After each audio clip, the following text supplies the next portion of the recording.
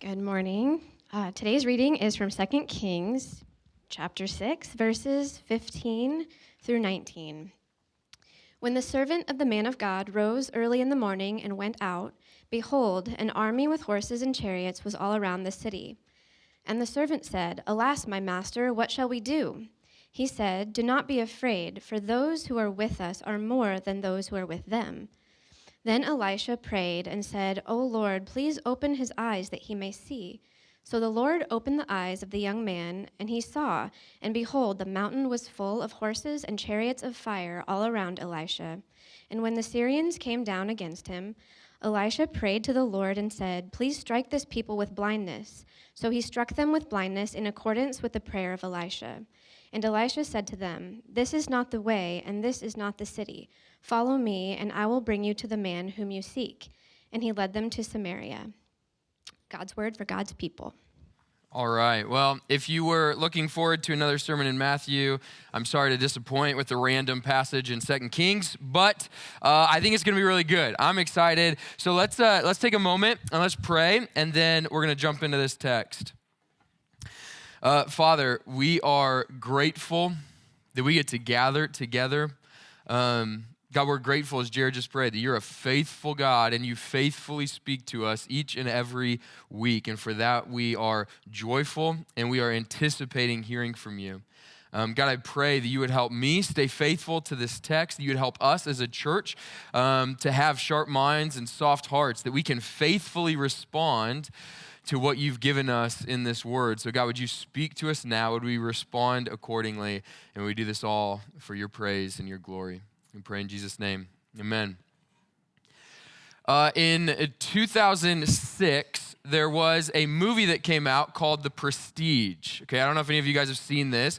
It's a Christopher Nolan film. If you don't know him, he's a great movie mind and producer, and he helped come up with this film. And let me just warn you, I'm going to mildly spoil this for you, but it is like 15 years old, so I think you missed your chance on being upset at that. So I'll try not to give away the whole thing, because it is a good movie, and you should watch it.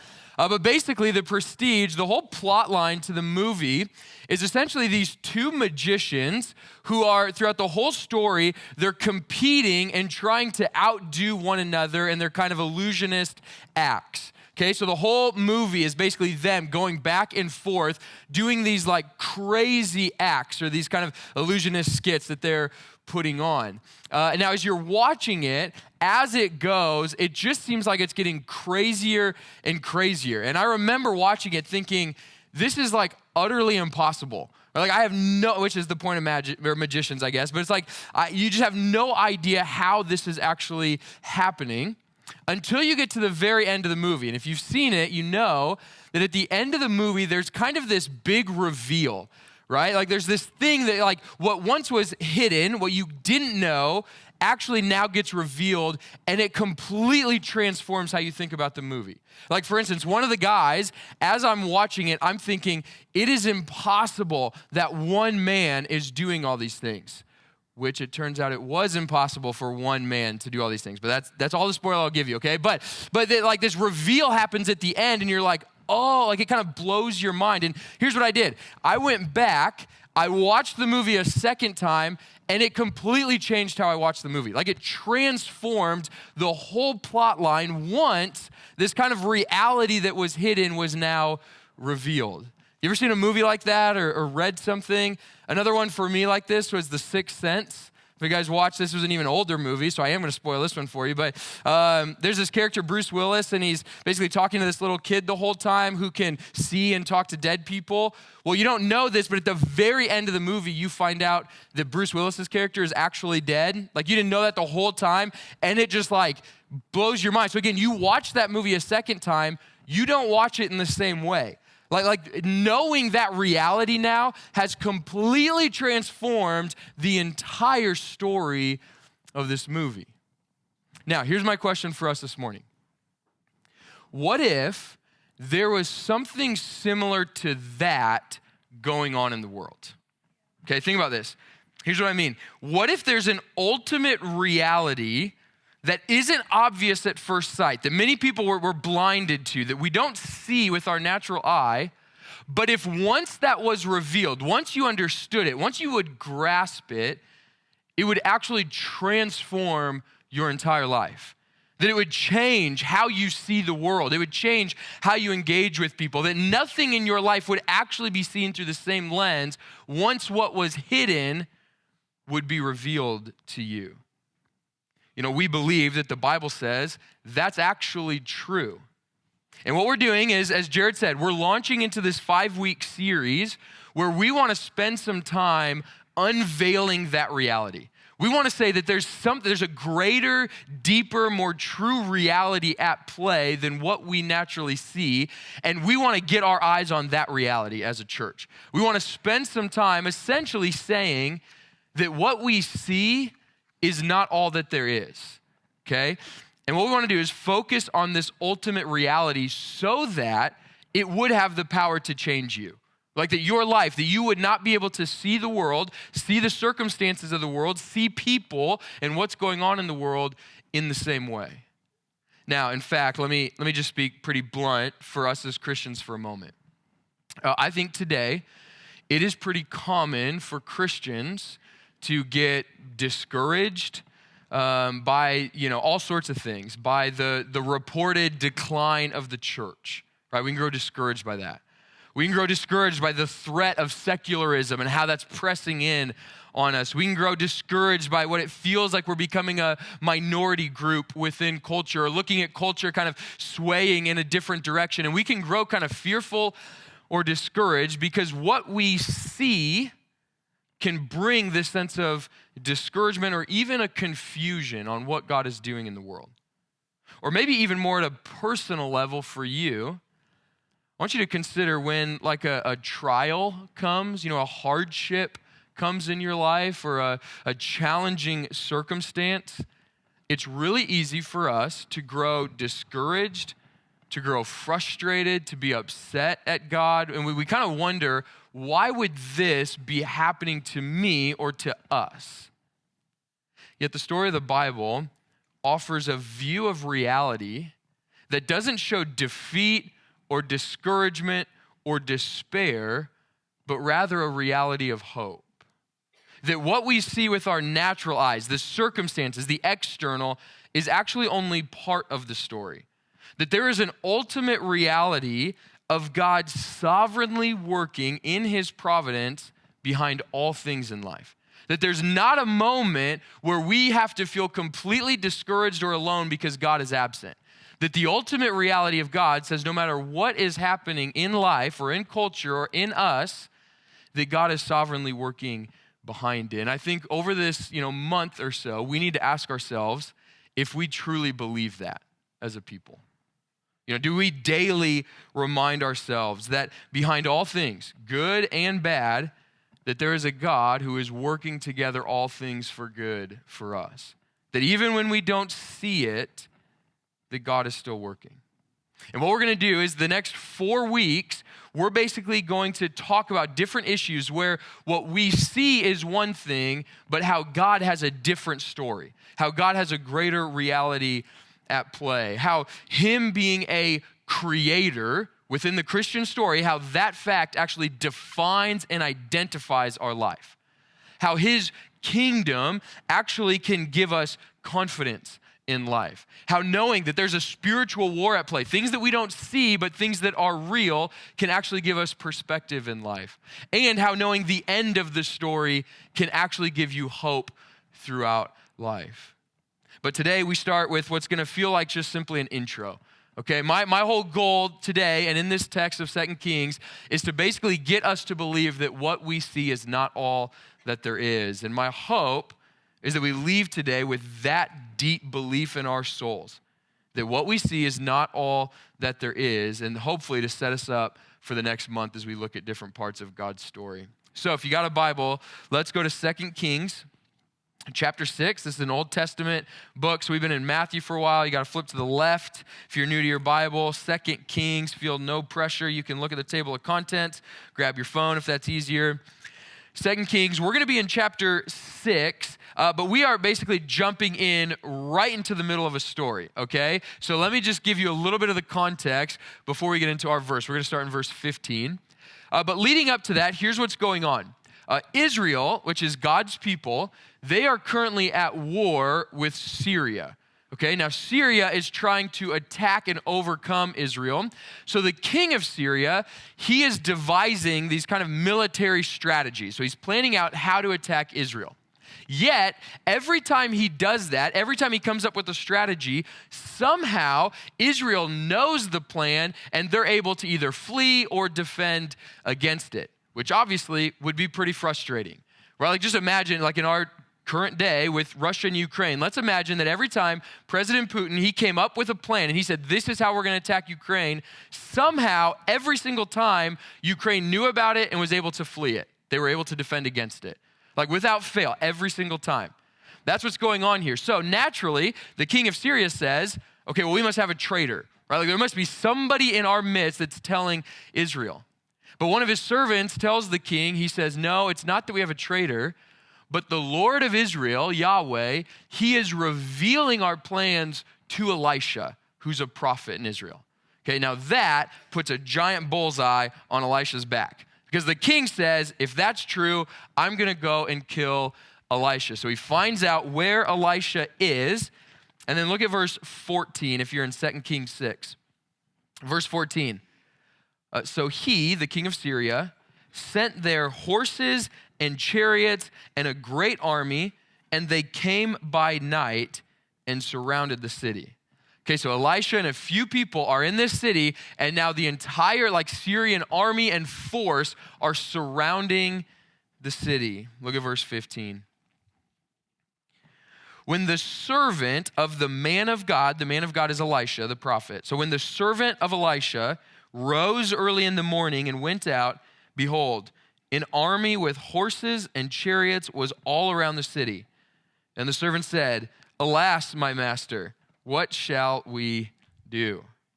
So Elisha's servant, he wakes up, he looks outside, their entire little city is surrounded by the Syrian army and horses and chariots. They have a few people, and they are completely surrounded by the enemy.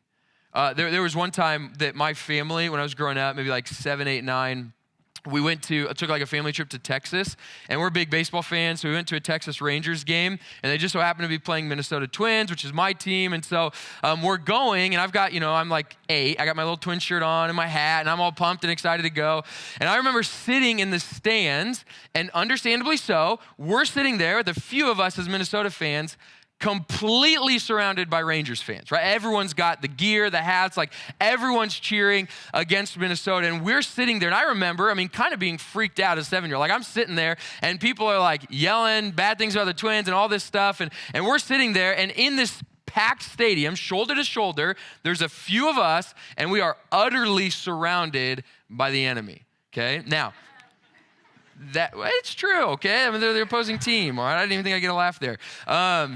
Anyway, this is the situation for Elisha. Now, again, we weren't being killed for being Twins fans, but that is the reality for Elisha and his people.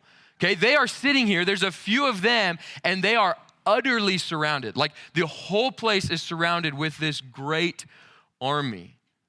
The people of God in this moment are outnumbered, they are weak, and they are in trouble. But if you put yourselves in their shoes, I'm sure they felt a bit hopeless, a bit discouraged, maybe a bit like God has let them down with doom kind of coming for them. Now again, as I said before, I wonder if sometimes us, the people of God today, often feel the same thing in our context. Again, we hear about how secularism is on the rise and is attacking Christianity. We see bills that are passed through legislature that are promoting views of gender and morality and education that are against the biblical views. We hear about how the church is declining, people are deconstructing, and the church is kind of crumbling. If you're on Twitter at all and you follow some prominent Christian voices, that's all you hear. It's doomsday. Everyone's against us. Everything's going to hell. We are crumbling as a people. And that has to be what this servant is feeling. He wakes up, he looks, there is no earthly way that they will be able to defend themselves. They are weak, they are outnumbered, and in what seems as if they are hopeless. I wonder if you felt that. Like maybe you felt discouraged when people at work just continually show no interest in hearing about the things of God. Maybe you feel a little bit scared that culture keeps taking steps away from biblical morals and they're recreating elements of human existence and identity and relationships. Maybe you feel a little bit of dread at hearing how the church is declining and people aren't coming to church anymore and younger people are deconstructing and abandoning the faith. Maybe you feel a little hopeless, a little fearful, or a little discouraged. Listen to Elisha's next words in verse 16. Elisha said, "Do not be afraid, for those who are with us are more than those who are with them." Okay, so if I'm the servant here, I'm thinking, Elisha, you're crazy. Like there is quite literally more of them than there are of us. Like he could go around and count. It is not even close. There is way more of them than there are of us. Like imagine if I said, don't take this illustration too far, but let's just say for some reason there's 150 of us in this room, and let's just say that every student and faculty of UNO for some reason didn't like us and they surrounded this building and they wanted to like come for us for some reason. Now, we're talking 15, 16,000 people, let's say all of them surrounding the building trying to get in, and I told you, hey, don't worry. There's more of us than there are of them. You would say, you're crazy, man. Like, again, it's literally not true. Like, that is not reality. But notice Elisha, he sticks to his guns here because what you see is weakness and being outnumbered. What Elisha knows is strength and advantage. Look at the next verse, verse 17. Then Elisha prayed and said, "O Lord, please open his eyes that he may see." So the Lord opened the eyes of the young man, and he saw. And behold, the mountain was full of horses and chariots of fire all around Elisha. So the servant didn't account for all the invisible horses of fire. You know, classic mistake on his part, right? But I mean, this is crazy. Like, don't miss that this is actually crazy. Think about what it was like to be the servant here. He wakes up, sees everybody surrounded. He's wondering what to do. Your mentor is saying, don't worry, there's more of us than them. You're thinking he's crazy. Elisha prays for his eyes to be opened, and suddenly the spiritual realm becomes clear. You know, what once was a hidden reality now was unveiled. The entire mountainside is filled with the hosts of heaven ready to defend Elisha and his people. Although what the natural eye could see was discouraging, Elisha had hope in ultimate reality instead of the reality of man. And I think that is often our problem when we grow discouraged or we grow in despair at what we see around us.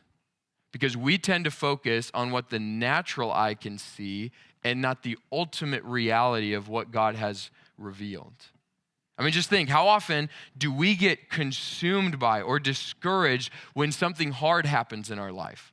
Like a challenge comes and suddenly we all become naturalists, right? The idea of naturalism is essentially we tend to think in those moments the spiritual realm isn't real, and all that is real is what we can see. What we can touch, what we can feel, the tangible, the things that we can see suddenly becomes ultimate reality. And when that is true, when your circumstances grow hard, then we grow discouraged. I mean, is this not why we lose hope and peace and confidence in challenging times? You know, we see people are leaving the church. This relationship is fractured or severed. I lost my job. I failed the class. My coworkers mock me for being a committed Christian. The school system's making bad decisions. I'm sick again and I can't find a solution.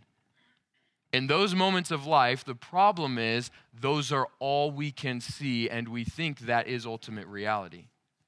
But what 2 Kings 6 is trying to teach us is that what you see is not all that there is.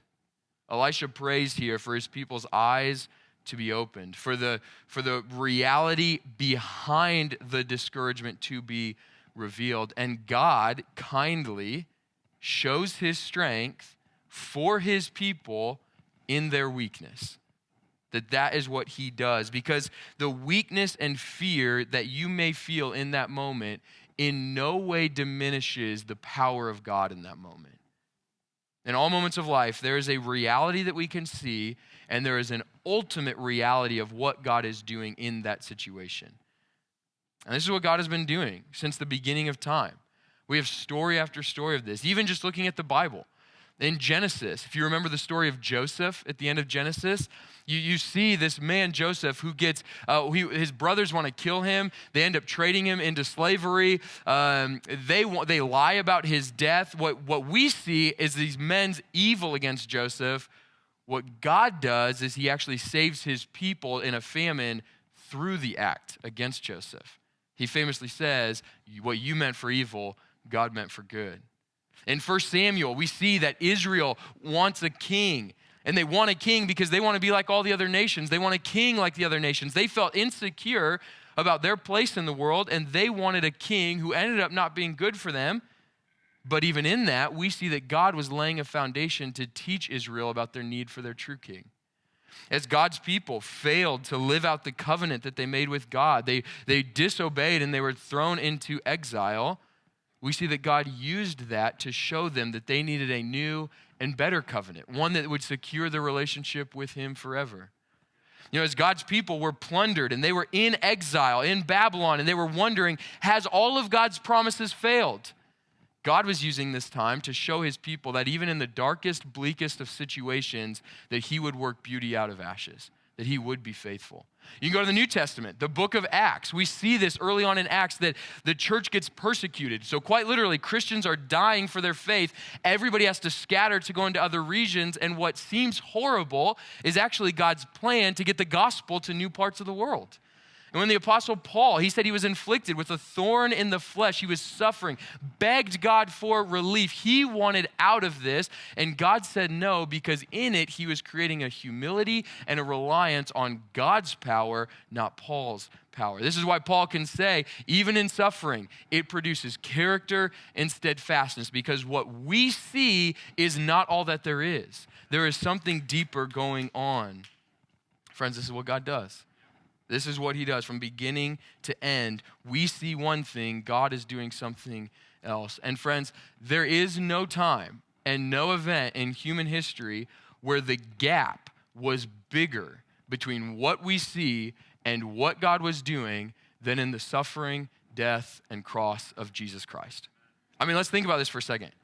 What we see in the cross, just by the natural eye, is a man who claimed to be God dying at the hands of sinners on a tree. What we see is that all the promises of God that were to be fulfilled in this man are not coming true as he gives up his last breath. What we see is that the ancient serpent, Satan himself, would once again triumph over another one, and evil would continue to reign. But what was reality is that Jesus was dying so that he could pay the penalty of sin so that we could be redeemed. His death was not a pointless death. It was a powerfully purposeful death. What was reality is that the promises of God's weren't failing. They were actually coming true in the suffering death of Christ on our behalf. God's promises weren't failing. They were being fulfilled. What was ultimate reality is that although the serpent seemed to win on Friday, that just a few days later, Christ would crush the serpent once and for all. What seemed like a defeat for Jesus was in reality Jesus defeating the devil. Right? What was ultimate reality is that the most evil act in all of human history actually displayed the death punch to evil once and for all. Like the cross didn't mean that death would continue to reign. The death of Jesus meant death for death. Like that is what was happening there. Church, we are not naturalists. What we see and believe is that what we see with our natural eye is only part of the story. That there is always something that God is doing underneath it. And the greatest example of this is the cross and the death of Jesus Christ. Jesus died as an act of kingship. He gave up his life as an act of victory. He allowed the serpent to strike him so that he could crush his head once and for all. Ultimate reality is not just what you see and feel. It is what God is doing in all circumstances of our life. So church, this series, we're asking ourselves, what if we actually believed this? Like, what if we deeply believe this, that all areas in our life, there's what we see, and then there's the ultimate reality of what God is doing underneath it. That our whole hope in this series is basically just to like open our eyes, to get the blinders off our eyes, so that when you struggle this week, when something happens, inevitably, something will happen this week, that we don't crumble into discouragement, but that we say, while this may be hard, we have confidence that God is doing something in it. To give us hope when our circumstances seem hopeless. To give us strength when we feel weak, to give us presence when we feel alone, to give us faith when we are riddled with doubt, to give us courage when we feel weighed down in discouragement. What we see is not all that there is. And what we want to do is to help unveil that reality for us as a church. Let me end this way, just kind of personally, just so you kind of see how this has played out. We planted this church almost 5 years ago now, and we planted within a couple weeks of a few other churches that we kind of knew. And so we planted literally all within a couple weeks. And so we planted, and to be honest, our first year or two, we kind of were on opposite trajectories. Okay, so we didn't grow really fast. We weren't very flashy. We weren't very impressive. And some of these other churches seemed to be the exact opposite. They were growing. It seemed like everything was happening. And to be honest, there were moments where Jared and I, we kind of examined ourselves and our church. And to be honest, we kind of compared ourselves and we grew discouraged. You know, we kept thinking, well, they must be doing something right. God must be favoring them. There must be something wrong with us. God must not be pleased with us, because the external natural eye would say they were a success and we were unhealthy. And I'll tell you, I'm biased because I love you guys and I love our church, but I'll tell you that a few years later now, I can confidently say that God has done a mighty and great work in our church family. Like, we may not have grown as fast, we're definitely not as flashy, and to be honest, again, I love you guys, but we're not all that impressive. Like, we're kind of a ragtag group who are all kind of limping along, it seems, trying to follow Jesus together. Like, that's who we are. Now, I believe that we are in a healthy place as a church. I believe that what God has done in our church has always been for our good, even when it was hard. Now, what I'm not saying is that every single person in our church is just thriving and spiritually vibrant right now. Again, to be honest with you, a lot of us are not. Like, I know just from conversations, a lot of us are not. But let me say why I think we're healthy. I'm saying that we are healthy because we have a people that are transparent about their spiritual state. We don't have a lot of people that are faking it. When we struggle, we say we struggle.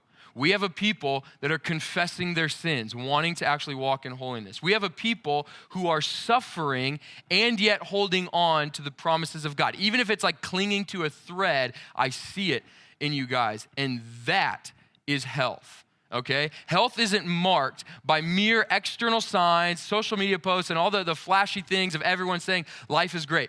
I don't give a rip about all those things if that's all it is. If it's just the external, hands up, everything's great, everything's wonderful, we love God, we love each other, like everything's amazing, and internal, none of that is true, who cares? Right? That ain't health. Health is when people are struggling and they're transparent and ask their community to help them.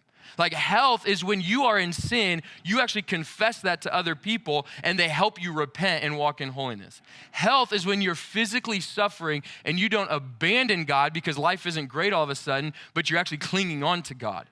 Health is a people who are beaten down and who are weary, but who are living out what it means to be sorrowful yet always rejoicing. That is health, and I see that in us as a church. I see that in you guys. I know life is not great for a lot of people in church right now. I know that, and I am encouraged because of people that see ultimate reality say, my external circumstance doesn't define all that God is doing, right? What ultimate reality says is this may be hard, and God is still good, and God is still working, and God has still not abandoned me. Church, we want this series to just to be more strength in that. I think we're doing good, and I think we can continue to grow. We want it to be like this kind of like rebar that we can put in our spine to like give us some strength that when the winds of trials and temptations and challenges hit us, that we are strengthened because we know that even on Wednesday when something happens to you, this weekend when something hits you again, that you know that God has not abandoned you, that when culture's pressing in, that God is not losing, that we as the church, Jesus promised he will build his church and there is an end to this story. So we're going to spend the next 4 weeks essentially looking at God's story. What does he say reality is, and how does that help us have hope and encouragement in all areas of life? So I'm going to do this to pray or to end. In the story, for Elisha's people to see it, Elisha needed to pray, and he asked the Lord, would you open our eyes? And so I'm going to take just a couple minutes, and I'm going to pray that for us, that if we would see ultimate reality, believe it deeply, we need God to open our eyes and to do this. So I'm going to pray, and then I'll lead us into a time of communion. Father, we are so grateful that even though life may be hard, even though the circumstances of life may be challenging, that we know you work all things together for good for those who love you. That is not a cliche. That is a promise that we cling to today. We cling to it. We bank on it. We ask you to fulfill that promise again and again and again in every low moment, in every challenging time. God, would you, as Elisha prayed, open our eyes to see the reality? In his day, he saw a mountain full of the hosts of God, the army of God at their disposal to work for his people. And God, we know now more than chariots of fire, we know that through your son, through our union with him, Romans 8 says, if you didn't spare your son for us, what else will you spare? Nothing. You wouldn't hold anything back from us. You gave us your own son to bring us back to you. You will not withhold anything to protect us and to be with us. God, we acknowledge, and I pray that we believe that that does not mean that life will be easy and smooth and happy and prosperous for the rest of our life. But it does mean that you are always there with us, that you are always doing something in it, that you are always working something for good for us as your people. I pray that you would open our eyes to this. I pray as the series goes on and we hear more about your story and what you're doing and what reality is, that it would strengthen us. For those who feel hopeless or discouraged or fearful, would you give us confidence in you? We pray this all in Jesus' name. Amen. Praise God from whom all blessings flow. Praise him, all creatures here below. Praise him above ye heavenly host. Praise Father.